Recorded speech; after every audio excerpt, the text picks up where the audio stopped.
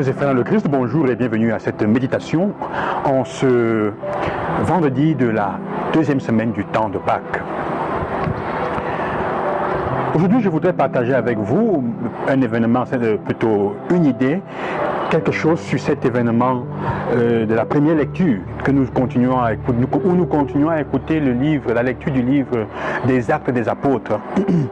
Et les premiers temps de l'Église, les péripéties encore des apôtres, qui aujourd'hui, en ce jour, sont de nouveau en face du Sanhédrin, en face du conseil des prêtres qui sont en train de les juger, parce que ce qu'ils sont en train de faire est en train de porter préjudice, ou plutôt en train d'être une objection, ou va contre l'enseignement de la religion des Juifs. Et le discours que fait Gamaliel, qui d'ailleurs sera cité aussi comme étant le maître, le mentor de Saint Paul, est un discours qui est intéressant pour nous et pour chacun de nous aujourd'hui, et qui selon moi nous invite à une forme de prudence. Une prudence qui constitue, dans certaines situations, il faut laisser les choses au temps. Il faut laisser au temps la capacité, ou plutôt la responsabilité, disons comme ça, de gérer et de mettre les choses en ordre. Ne dit-on pas d'ailleurs que le temps met toutes les pendules à l'heure? Et notre fameux musicien, et ce fameux musicien africain, Kérosène, ne dit-il pas que le second nom de Dieu, c'est le temps? Chers frères et sœurs, il y a des situations et des choses qu'on ne résout qu'avec le temps. Il n'y a que le temps pour faire venir la lumière, pour mettre la lumière sur la vérité, pour faire venir la vérité à la lumière. Gamaliel dit en effet, il y a eu des gens qui se sont levés, un peu comme ces apôtres, ces juifs, ces chrétiens, et qui à la fin sont morts. On a vu que ce de quoi ils parlaient, leur rébellion n'a porté à rien. Ça ne nous a même pas dérangé, on n'a pas dû les tuer, nous n'avons rien fait. Si ces hommes sont vraiment convaincus de ce qu'ils font, et s'ils le font au nom de Dieu, vous ne pouvez pas les en empêcher. Vous ne pouvez pas les en empêcher. Et faites attention de ne pas vous trouver à combattre contre Dieu. Mais si ça vient d'eux, ça va disparaître comme c'est né. Sœurs et frères, ça nous invite donc à la patience dans certaines choses. Si le bien qui est pour toi est en route, personne ne pourra l'arrêter. Si Dieu a prévu quelque chose pour toi, personne ne pourra l'arrêter. L'important est de s'assurer qu'on est en train de faire ce qu'on est en train de faire au nom de Dieu.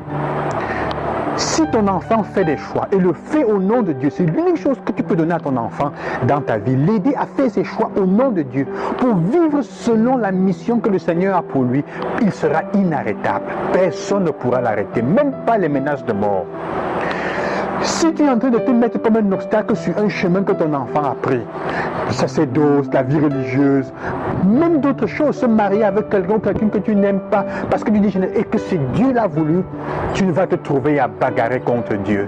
Et ce sera à tes risques et périls. Il s'agit donc, frères et sœurs, de prendre la patience, de regarder le Seigneur et de dire, Dieu sait toujours ce qu'il faut faire pour nous, et au temps opportun, il te le donnera.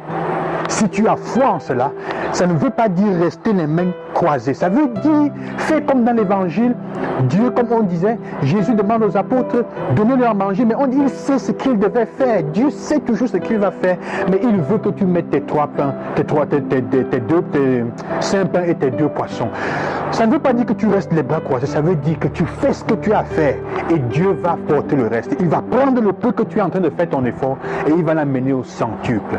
Il demande simplement une fidélité à donner et à mettre au service des autres ce que tu sais faire et ce que tu as de mieux. Le meilleur de toi-même, donne-le aux autres. Le temps, comme je dis souvent, le Seigneur, quand il prévoit quelque chose pour toi, les grâces du Seigneur arrivent doucement, mais elles durent dans le temps. Elle dure dans le temps. Ne te décourage pas, mon frère, ma soeur. Si tu es en train de souffrir, tu te bats chaque jour, ne te décourage pas. Assure-toi simplement de ne pas t'éloigner de la volonté, de la voie, de l'amour du Seigneur. Tout ce qu'il fera, tout ce que les gens font autour de toi pour t'empêcher, ils vont se trouver en train de combattre contre Dieu. Et ils perdront. Ils perdront. Assure-toi de ne pas te mettre à combattre contre Dieu pour le projet des autres. Simplement d'accompagner dans ce projet-là. Comme Gamaliel disait lui aussi. Si ils sont de Dieu, vous ne pourrez pas leur en empêcher. Et faites attention à ne pas vous trouver à combattre contre Dieu. Que le Seigneur vous bénisse aujourd'hui et demain. À demain et bonne journée.